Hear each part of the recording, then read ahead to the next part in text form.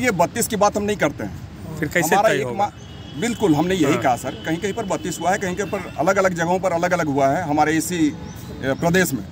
हम यही कहेंगे सर, जिसके हाथों में खतियान बस वो हमारा झारखंडी है, झारखंडी कहलाने का हक उसको ही है।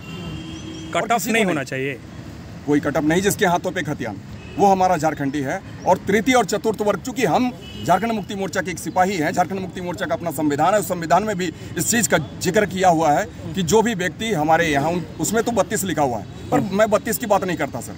हम तो यही कहते हैं कि खतियान आधारित स्थान नीति बने, उसी आधार पर नियोजित कराए जाएँ लोग, हमारे जो भी बच्चे बच्चियाँ हैं, तभी सर हमारा झारखंड का भविष्य निखरेगा, उज्जवल बनेगा। नहीं तो फिर ये जो 20 साल का जो पीरियड हमारा चला गया सर, 21 सालों का, ये दौर फिर हमारा चलता रहेगा और हम यहाँ पर घिसते पिटते रहेंगे, हमारे लोग मरते रहेंगे।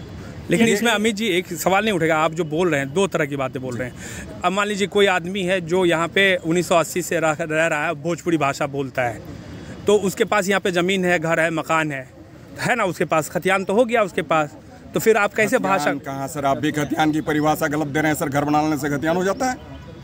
खतियान नहीं सर, आप यही हम समझाना चाह रहे हैं। समझाना नहीं, आप गलत जान रहे हैं। खतियान हमारा पहचान है, वो आपको रजिस्ट्री ऑफिस से मिल जाएगा कि आप कब से यहाँ पर आपकी ज़मीन है, बुढ़ापुरखा की ज़मीन कब है। कोई घर बना ले तो खतियानदारी नहीं बनता। वही चीज़ मैं बोला, 1980 में किसी ने ज़मीन खरीदा। हम ये कह रहे हैं सर, हम ये कह रहे हैं, अगर ठीक है आप हमारे यहाँ पर घर बना कर रह रहे हैं, निश्चित रूप में रह रहे हैं, तो हम उस पर कोई दखल नहीं डाल रहे हैं कि सर हम आपको घर से खदेड़ दे रहे हैं, भगा दे रहे हैं। आप हैं, दूसरे स्टेट में भी इस तरीके की प्राथमिकताएं दी गई है कि 10% हो, 15% हो, 20% हो, इस तरीके से उनको एक नियोजित कराने का एक तरीका अपनाया गया है। तो हम तो कहेंगे कि उस तरीके से भी उनको नियोजित हम कराएंगे, लेकिन जो हमारा हक है सर, हमारा हक मारी नहीं हो, ये हम बर्दाश्त नहीं करेंगे। तो आपकी सर एक चीज़ बताइए, आप अमित महतो क्या चाहते हैं, क्या डेडलाइन होना चाहिए स्थानीय नीति को लेके? इस पे बहुत बहस हो रहा है झारखंड में, इसलिए ये सवाल है सर। कोई डेडलाइन नहीं, मतलब डेडलाइन मतलब कट ऑफ क्या? हाथों में खतियान, जिसके हाथों में खतियान वो हमारा झारखंडी है और उसी को हम झारखंडी मानते हैं। तो फिर तो रघुवर दास का विरोध क्यों कर रहे थे? उन्होंने तो 1980 और ये किया था 85 सर। उनका एक डेडलाइन था, कोई खतियान नहीं था सर। हम खतियान चाहते हैं और खतियान हमारे हाथ है। किसी के पास तो 1932 से पहले का भी है सर खतियान, 1908 का भी खतियान है, किसी के पास 1952 का खतियान है, 64 का खतियान है। तो हम ये कहते हैं सर, जिसके पास भी खतियान है वो हमारा झारखंडी है और उसके साथ न्याय मिलना चाहिए, उसके बच्चों को न्याय मिलना चाहिए।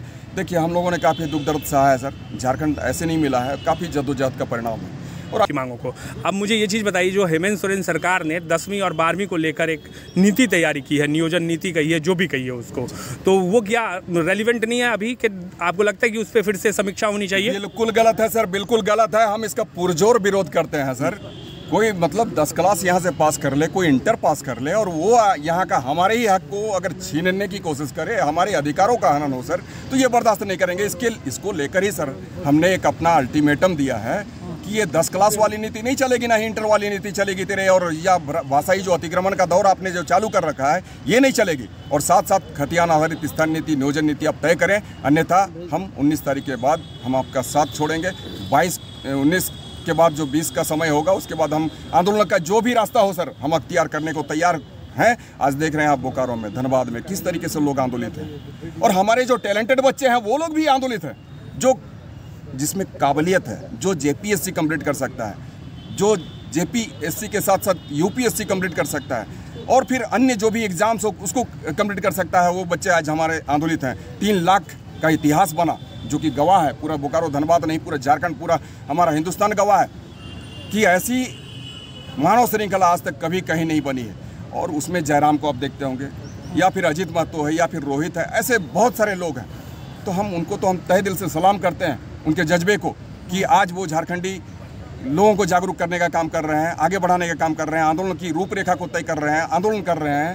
तो कल की स्थिति में अगर वैसी नौबत आती है तो हम पूरी तरीके से सशरीर उनके साथ उपस्थित होंगे। अब तक उनके विचारों के साथ हैं, लेकिन अगर बड़े भाई हेमंत जी समय रहते नहीं चेतते हैं तो हम उनसे अलग हटकर उनके साथ खड़े होने का काम करें।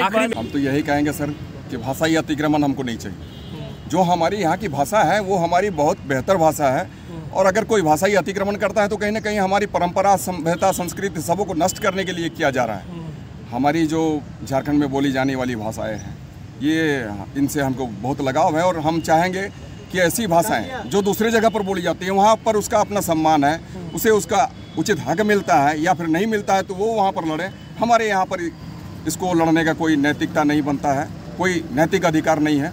तो हम यही कहेंगे कि हमारे यहाँ भाषाई अतिक्रमण का दौर समाप्त करें। इसके लिए हमारे बड़े भाई मुख्यमंत्री जी हेमंत जी इस पर पहल करें।